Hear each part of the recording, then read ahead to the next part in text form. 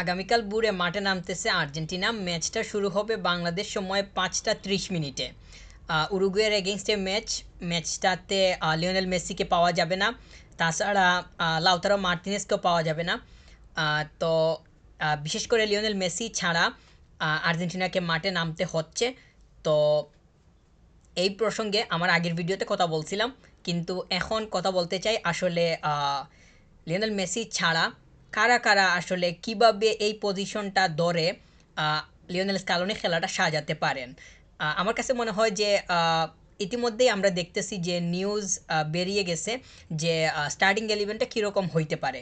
তো ওইটা যাই হোক, আহ, আসলে ওইটা যাই হোক সেটা বললেও মানে ঠিক হবে না, কারণ তিয়াগো আলমাদাকে আমরা দেখতেছি যে স্টার্টিং এলিভেনে তাকে দিয়ে দেওয়া হয়েছে। তো অ্যালেক্সিস ম্যাকলিস্টার, এনজো ফার্নান্দেজ আর তিয়াগো আলমাদা এই তিনজন যদি মিডে স্টার্ট করে তাহলে মিডটা কীরকম হইতে পারে সেটা একটা প্রশ্ন। আর তিয়াগো আলমাদাকে যদি ফ্রন্টে ইউজ করা হয় তাহলে সেইটা আরেকটা বিষয় হবে। যেহেতু স্টার্টিং এলিভেনটা দিয়ে দেওয়া হয়েছে, আমরা দেখতেছি যে সামনের দিকেও ফ্রন্ট মানে ফাইনাল থার্ডে আরও তিনজনকে প্রেফার করা হয়েছে। তার মানে তিয়াগো আলমাদাকে মিডের মধ্যে পাওয়া যাওয়ার সম্ভাবনাটাই বেশি পরিমাণে থাকতেছে। তো এই তিনজন, তিয়াগো আলমাদা, এনজো ফার্নান্দেজ আর অ্যালেক্সিস ম্যাকলিস্টার, এই তিনজনকে নিয়ে মিডটা কতটুকু স্মুথলি রান করতে পারে সেইটা হইতেছে সবথেকে ইম্পর্ট্যান্ট বিষয় বলেই মনে করতেছি। ফাইনাল থার্ডটা আসলে কতটুকু পরিমাণ মানে কতটুকু সুন্দরভাবে রান করবে সেইটা মিডের উপরে অনেক বেশি নির্ভর করবে বলে এই মুহূর্তে ধরতেছি। তবে কালকে ম্যাচের মধ্যে দেখা যাবে যে আসলে কোন স্টাইল নিয়ে নতুনভাবে কোনো কিছু কোনো ধরন নিয়ে এসে লিওনেল স্কালোনি মাঠের মধ্যে প্লেয়ারগুলোকে নামাইতেছেন কি না। তো লিওনেল মেসি থাকলে আমরা একটা জিনিস খুব ভালোভাবেই দেখি যে লিওনেল মেসিকে কেন্দ্র করে প্ল্যান অনেকটাই সাজানো হয়ে থাকে। তো যেহেতু মেসি নাই, সেহেতু অন্য যে প্লেয়ার্সগুলো আছে তাদেরকে নিয়েই তো মানে একদম সমন্বিতভাবেই পরিকল্পনাটা দাঁড় করানো হবে। তো তিয়াগো আলমাদার জন্য বিশেষ একটা সুযোগ, সে যদি এই সুযোগটা কাজে লাগাতে পারে তাহলে হয়তো দেখা যাবে যে ব্রাজিলের এগেনস্টেও তার মানে অনেক বেশি পরিমাণ মিনিট খেলার সুযোগ থাকবে, যেটা তার জন্য অনেক বেশি লাভজনক বিষয়। কারণ উরুগুয়ে এবং ব্রাজিল এই দুইটা ম্যাচে যদি তিয়াগো আলমাদা নিজেকে ভালোভাবে স্ট্যান্ড করতে পারে তাহলে সামনের দিকে গিয়ে যতগুলা ম্যাচ আছে ও ততগুলার স্কোয়াডে তাকে এমনিতেই পাওয়া যাবে। যদিও আমরা আগেও দেখছি যে লিওনেল মেসি থাকা অবস্থায়ও তিয়াগো আলমাদাকে স্কোয়াডে রাখা হয়েছিল এবং ম্যাচও খেলছে। তো যেহেতু মানে এখন মেসিকে পাওয়া যাইতেছে না, তিয়াগো আলমাদার জন্য এটা বিশেষ সুযোগ বলেই ধরতেছি। তো সে যদি ভালো করতে পারে তাহলে দেখা যাবে যে তার তাকে মানে তার উপরে ভরসার যে জায়গাটা সেটা আরও বেশি সম্প্রসারিত হবে এবং তাকে অনেক বেশি পরিমাণ আত্মবিশ্বাসী করে তুলবে। এবং সামনে তো ওয়ার্ল্ড কাপ আছে, ওইখানে স্কোয়াডে তার জায়গা পাওয়াটা কোনো কষ্টকর কোনো বিষয় হবে না।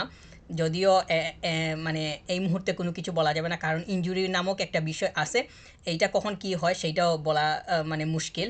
লিওনেল মেসি এর সামান্য ডিসকমফর্ট হওয়ার কারণে তাকে স্কোয়াড থেকে বাদ দেওয়া হয়েছে, কারণ এই ধরনের চোট নিয়ে যদি মাঠে নামানো হয়, এই সামান্য থেকে অনেক অধিক কোনো কিছু হয়ে গেলে সামনের দিকে গিয়ে আর পাওয়া যাবে না, কিংবা এটা আরও বড় হয়ে যাবে। তো প্লেয়ার্সদের বর্তমান সময়ে যত ধরনের মানে সমস্যা দেখা যায় তার মধ্যে এই যে চুটের বিষয়টা, ইনজুরির বিষয়টা, এটা খুব ভালোভাবেই মানে প্রখরভাবে সামনে আসে, সেটা দেখাই যায়। তো তিয়াগো আলমাদা এর উপরে অবশ্যই মানে নজর তো সবারই থাকবে। সে কীভাবে মানে যদি স্টার্ট থেকেই খেলে তার তার মানে তো 45 মিনিটস নিশ্চিত সে খেলবে। পরের হাফে গিয়ে দেখা যাবে যে তাকে সাব করানো শুরুতেই হচ্ছে নাকি পরে হইতেছে, মানে সে পরের প্ল্যান পরেই আসবে। যেহেতু এখনই কিছু কিছু নিউজ দেখা যাইতেছে যে তিয়াগো আলমাদাই মানে স্টার্টিং এলিভেনে মানে দেখা যাইতেছে। তো এটা তার জন্য মানে বিশেষ মানে বড় একটা সুযোগ। আর এনজো ফার্নান্দেস, ম্যাকলিস্টার এরা তো স্টার্টিংয়ে মানে না থাকলে কে খেলবে, তো এরা তো অবশ্যই থাকতেই হবে। আর ফ্রন্ট লাইনে আমরা দেখতেছি হুলিয়ান আলভারেজকে, সিমিউনোকেও দেখতেছি এবং নিকোলাস গঞ্জালেস, এই তিনজনকে হয়তো ফ্রন্ট লাইনে যেইভাবে এখন নিউজ দেখা যাইতেছে ঠিক সেইভাবেও হয়তো আগামীকালকের ম্যাচে দেখা যাওয়ার সম্ভাবনা থাকবে যদি সব কিছু ঠিক থাকে। তো এই তিনজন অবশ্যই ফরওয়ার্ডের প্লেয়ার, এদেরকে তো কোনোভাবেই মিড হিসাবে কাউন্ট করা যাবে না, কিংবা কোনোভাবেই কাউন্ট করা ওইভাবে সম্ভব না। যদিও নিকো গঞ্জালেসকে আমরা দেখি যে সে ডাইভার্ট হয়ে খেলে, কিংবা তার যে ভার্সেটালিটি সেইটা মানে থাকে আর কি। তো সে যেহেতু লেফট উইং সাইডটা ধরে রান করে, কিংবা ওই পজিশনটা সে রান করে, তাহলে বলাই যাইতেছে যে সে ওই পজিশনে থাকার সম্ভাবনাটা অনেক বেশি। আর রাইট উইং সাইডটাতে তো অবশ্যই সিমিওনেকে দেখা যাবে, আর নাম্বার 9 পজিশনে তো হুলিয়ান আলভারেজকে অবশ্যই।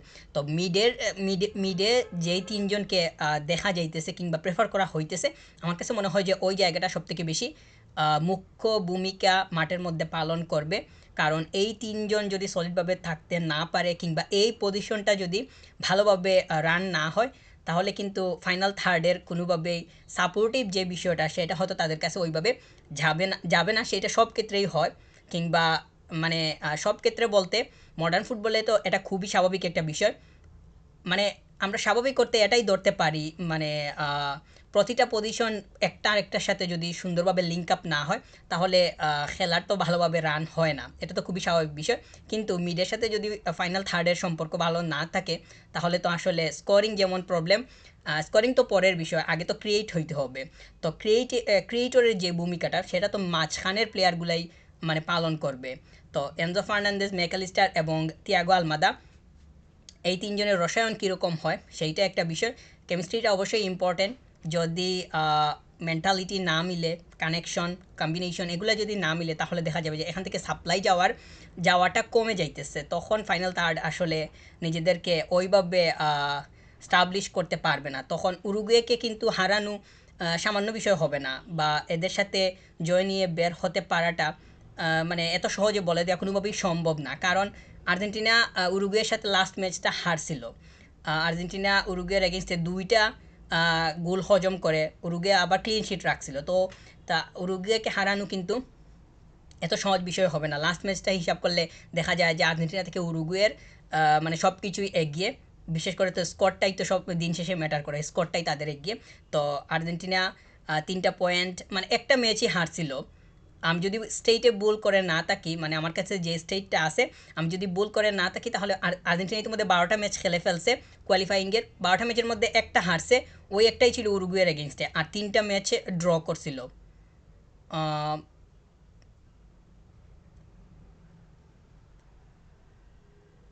আমি যদি ভুল করে না থাকি, তাহলে এটাই ঠিক।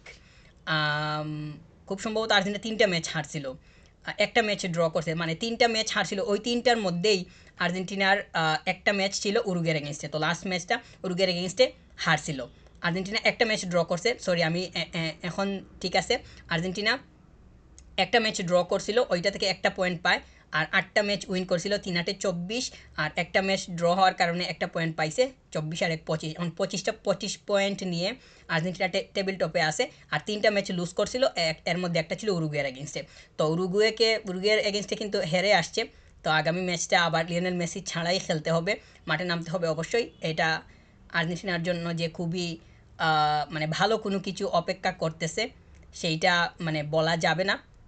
আর যদি সিমিউনে সে আসতেছে, তার মানে তার আহ, মানে ম্যাচ আপটা কীভাবে হুলিয়ান আলভারেজের সাথে সুন্দর হয়, কিংবা নিকোলাস গঞ্জালেস, এই দুইজনের সাথে কীভাবে সে মানিয়ে নিতে পারে। আবার মিডের সাথেও তাকে মানিয়ে নিতে হবে, পুরো টিমের সাথেই মানাতে হবে অবশ্যই। কিন্তু বিশেষ করে মিড আর বাকি যে ফরওয়ার্ডে দুইজন আছে, ওদের সাথে তার যদি তালটা খুব ভালোভাবে মিলে যায়, তাহলে দেখা যাবে যে মিড এবং ফরওয়ার্ড লাইন দুইটার কম্বিনেশনে ভালো কোনো কিছু হওয়ার সম্ভাবনা থাকবে। প্রথম যে স্টার্টিংয়ের 45 মিনিটস আছে, ওইখান থেকেই আমি স্কোর আশা করতেছি, কিংবা ভালো কিছু আশা করতেছি, যাতে সেকেন্ড হাফে গিয়ে রিল্যাক্স মুডে প্লেয়ার্সগুলো মাঠে নামতে পারে এবং ম্যাচটা ফিনিশ করতে পারে। স্টার্টটা যদি সুন্দরভাবে যায়, যদিও খেলা বুঝতে একটু সময় লাগতে পারে, কিংবা কম্বিনেশনটা মিলিয়ে নিতে, পাসিংগুলা, মেন্টালিটি ম্যাচ করতে ম্যাচের মধ্যে, এইটা হয়তো একটু সময়ের বিষয় হইতে পারে। তবে এত বেশি কোনো সমস্যা হওয়ার কথা না, কারণ এই টিমটা, এই প্লেয়ার্সগুলা একসাথে অনেক দিন থেকেই খেলতেছে। যদিও যারা নামতেছে তারা যে আগেও একই তালে, কিংবা এই প্লেয়ার্সগুলা একই লাইন আপ নিয়ে খেলছিল, ওই রকম মানে তো হয় নাই। তবে যারা আছে যারা নামতেছে, যারা নামবে তাদের মধ্যে যথেষ্ট পরিমাণ বন্ডিং আছে। এই টিমটা মানে ভালো পারফর্ম করে করেই আসতেছে, সেই ধারাটা আমরা মানে দেখতেই পারতেছি। তো তিয়াগো আলমাদার জন্য অবশ্যই বড় সুযোগ, সেইটা তো মানে বলতেই হয়। সে যদি উরুগুয়ের এগেনস্টে ভালো পারফর্ম দিতে পারে তাহলে হয়তো দেখা যাবে যে তার যেই পজিশনটা, তার যে প্লেসটা, সেটা ব্রাজিলের এগেনস্টেও নিশ্চিত হয়ে যাওয়ার সম্ভাবনা তৈরি হবে। তো তার পারফরমেন্সের উপরেই নির্ভর করতেছে।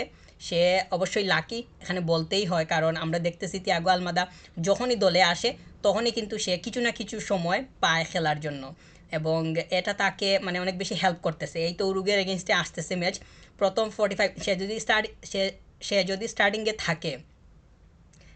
স্টার্টিংয়ে থাকে তাহলে তো 45 মিনিটস সে নিশ্চিত খেলার সুযোগ পাবে।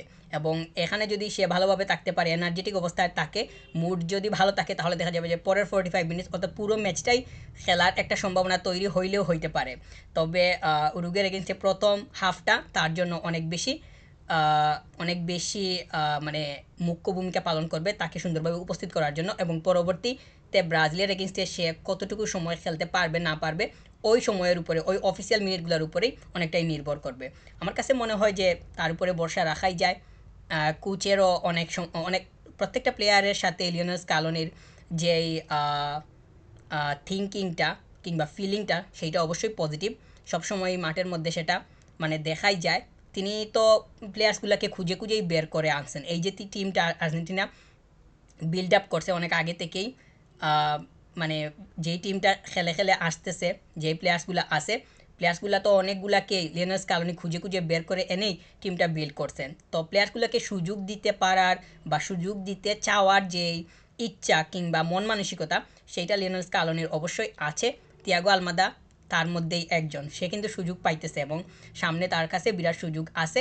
সে যদি সেটা লুফে নিতে পারে তাহলে হয়তো দেখা যাবে যে তার পজিশন পাওয়াটা কিংবা দলে জায়গা পাওয়াটা এত বেশি কঠিন কোনো কিছু হবে না। আমরা দেখছি নিকো গঞ্জালেজ, এই প্লেয়ারটাকে নিয়ে যদি বলি, এই প্লেয়ারটা কিন্তু যেইভাবে দলে জায়গা করে নিছে, ইতিমধ্যেই কিন্তু সে গুরুত্বপূর্ণ একজন প্লেয়ার হয়ে উঠছে। তো তার যেইভাবে আশাটা কিংবা তার যেই গতিপথটা, সেইটা কিন্তু লিওনেল স্কালোনি তৈরি করছে। প্লেয়ার্সটাকে যেভাবে লিওনেল স্কালোনি চাইছে ঠিক সেইভাবেই সে নিজেকে উপস্থিত করতে পারছিল, আর এইটা হয়েছে বলেই তাকে কিন্তু দলে রাখা হয়েছে। তো তিয়াগো আলমাদার ক্ষেত্রে এমনটাও হইতে পারে, তার সামনে সুযোগ আছে, এবং সে যদি সেটা লুফে নিতে পারে তাহলে তার জন্যই সেটা লাভজনক বিষয় হবে। তো অবশেষে মিড এবং ফরওয়ার্ড লাইনটা কীভাবে আগামীকাল বুড়ে উরুগুয়ের এগেনস্টে কতটুকু সুন্দরভাবে রান করতে পারে, সেটাই দেখাই এখন মুখ্য বিষয়।